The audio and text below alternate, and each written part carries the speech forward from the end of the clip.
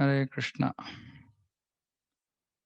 Okay, 1.36. Papam evashe dasman advaitana tatayinaha tasman nara vayam hantum tatarashtran sabandhavan swajanam hi katam hatva sukhinashama madhava. Translation. Sin will overcome us if we slay such aggressors. Therefore, it is not proper for us to kill the sons of Dhritarashtra and our friends. What should we gain, O Krishna, husband of the goddess of fortune, and how could we be happy by killing our kinsmen? So here another reason Arjuna is talking about is sin, sinful reactions. So he's worried about sinful reactions. But he's also saying sin will overcome us if we slay such aggressors. Purport. According to Vedic injunctions, there are 6 kinds of aggressors. Poison giver, one who sets fire to the house, one who attacks with deadly weapons, one who plunders riches, one who occupies another's land, and one who kidnaps a wife. Such aggressors are at once to be killed, and no sin is incurred by killing such aggressors. So even though Arjuna knew dharma, so he said sin will overcome us even if we slay such aggressors. But Prabhupada is saying here is no sin is incurred by killing such aggressors. Such killing of aggressors is quite befitting any ordinary man, but Krishna was not an ordinary person. So why was Arjuna worried?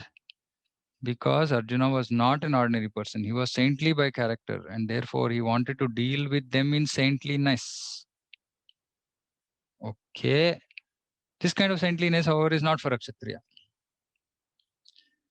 Although a responsible man in the administration of state is required to be saintly, he should not be cowardly. For example, Lord Rama was so saintly that people even now are anxious to live in the kingdom of Lord Rama, Ramarajya. But Lord Rama never showed any cowardice. Ravana was an aggressor against Rama because Ravana kidnapped Rama's wife, Sita. But Lord Rama gave him sufficient lessons, unparalleled in the history of the world. In Arjuna's case, however, one should consider the special type of aggressors, namely his own grandfather, own teacher, friends, son, grandsons, etc. So that is the reason Arjuna is saying such aggressors. Ordinary aggressors have to be killed. There is no sin. So there are 2 considerations. First, Arjuna himself was not an ordinary person. He was saintly in character.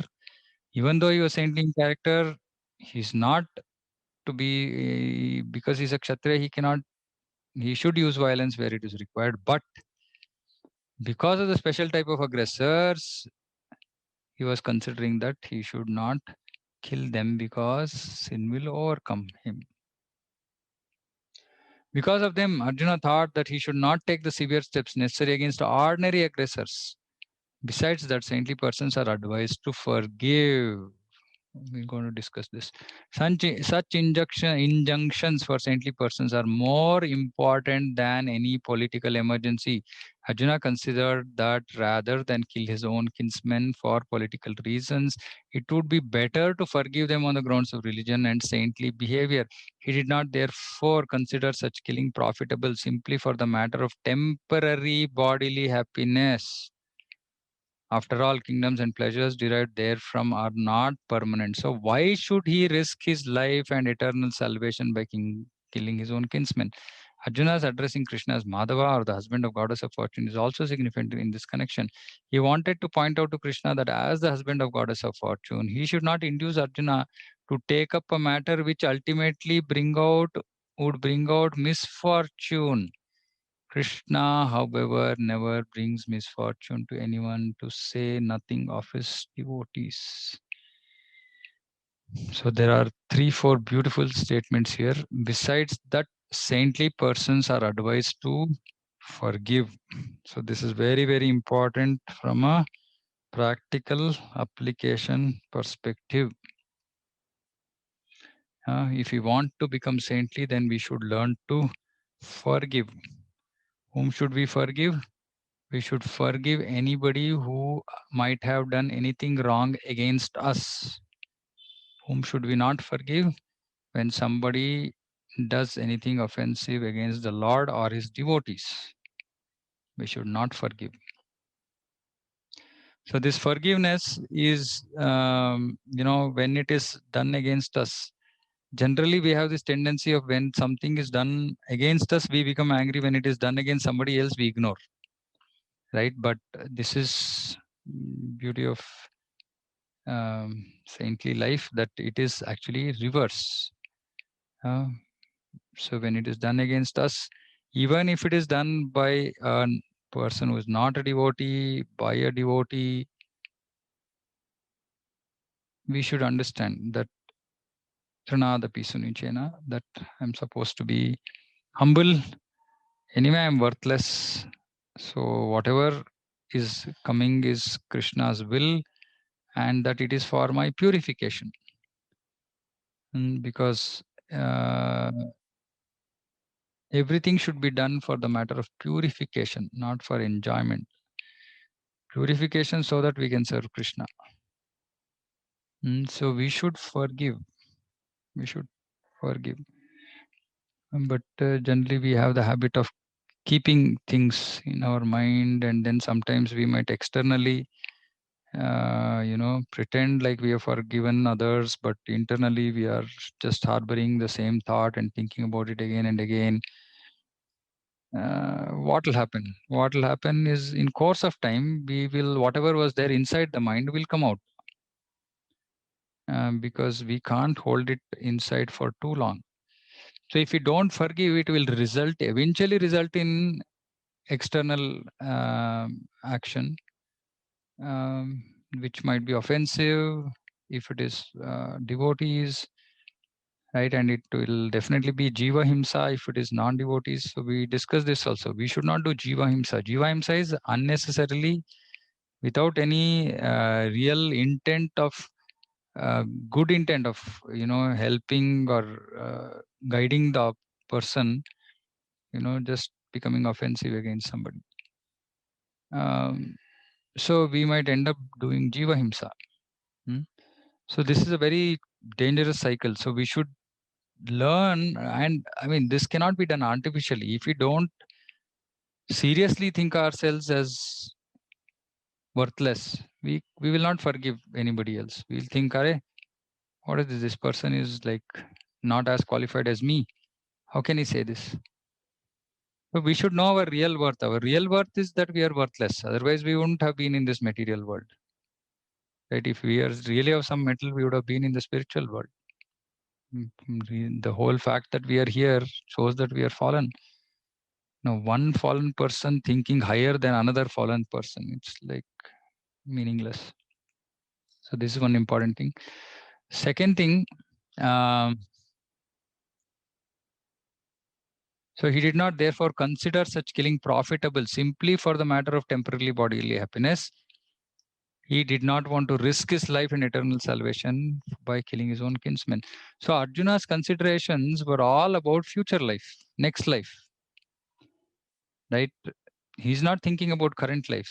As Prabhupada is showing us, he's thinking about future life, eternal salvation, risking next life, animal body, doing wrong things, sinful things, suffering, and all for what? For temporary bodily happiness. Why temporary bodily happiness? Because by winning this kingdom, there'll be some temporary happiness, which is all related to the body. So he was not willing to risk his life and eternal salvation. Why eternal salvation? Eternal salvation is mukti. Why? Because technically, if we don't do any sinful activities and we are engaged in the service of the Lord, then we can go back. We can get salvation.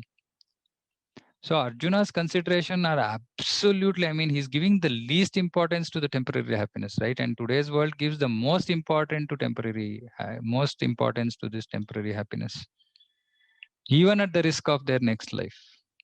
And nobody really thinks about their next life.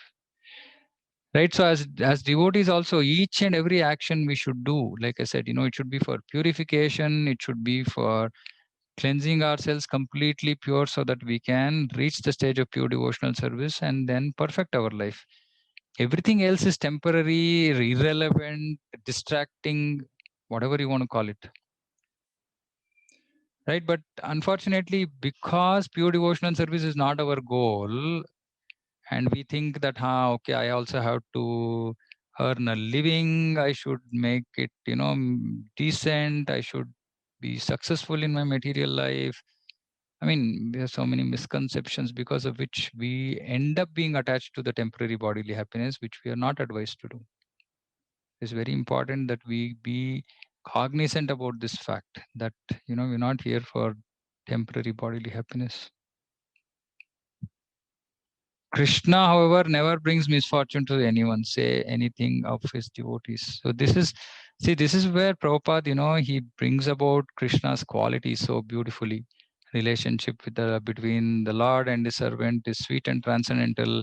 Krishna never brings misfortune to anyone. Krishna personally arranged auspicious conditions for his pure devotee. So it all shows that how Krishna is always concerned about his devotees, right? And those who have surrendered to him, ye yatha mam prapadyante tam tataiva bhajamiham. To the extent of our surrender, he will do things, take care of things, such that we can go back to him. So never ever we should think that Krishna is causing some problem to me. No, Krishna never brings misfortune to anyone, to say nothing of his devotees. Okay, so these are all some beautiful gems that we can relish. Okay, Hare Krishna, anybody has anything to say?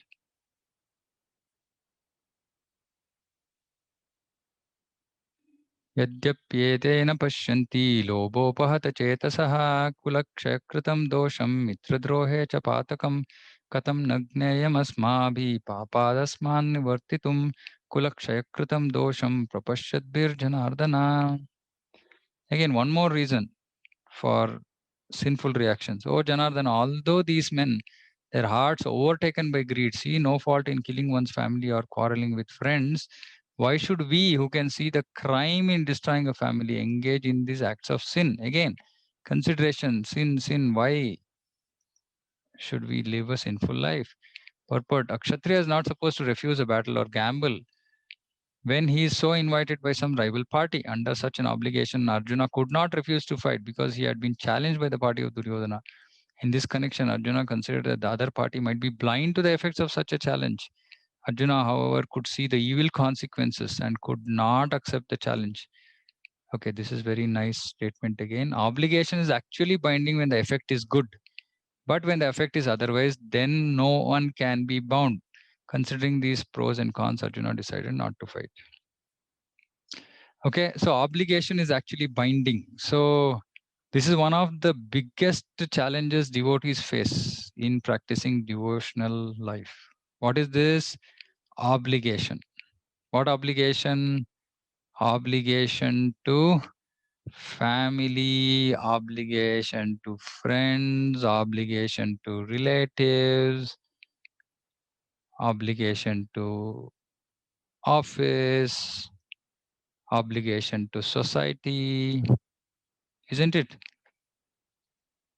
Anytime, you say, Prabhu, what did you do over the weekend? Prabhu, I had to go to some function. Okay, you had to go to the function. Okay, fine. So I couldn't avoid. I had to eat curd rice. Huh? Curd rice? Function? Okay, very good. So was it prasadam? No, Prabhu, it was non-prasadam. But why did you eat? It was obligatory.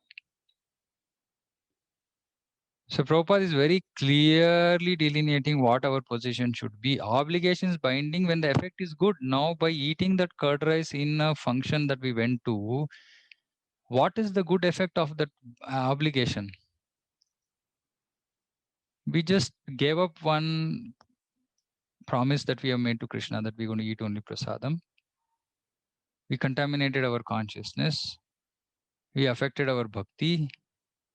We did everything which is not good for us by doing that. So then, because the effect is otherwise, it is not required that we be bound. So anything that is pratikulyasya varjanam we have to do. Anything that is not favorable to bhakti, we should not do, because it's not anymore obligating, because it is affecting our bhakti. So this is actually very difficult for sattvic people to understand this. So sattvic people are always behind good and bad. But Krishna says Traigunya Vishaveda Nistraigunya Bhavarjuna. So which means that we have to raise even about the dharmic good and bad. We have to think about Krishna and Bhakti as the most important priority in our life. Everything else is worthless, right? Like temporary, worthless. So this is so difficult for us to understand because, we always want to be morally right, do the right things that society wants, family wants. No, our only aim must be devotional service. There cannot be any other aim, because if there is any other aim, then we are not interested in Tivra Bhakti. We are not interested in really achieving perfection in this life. We want to have all other considerations which are really inconsequential.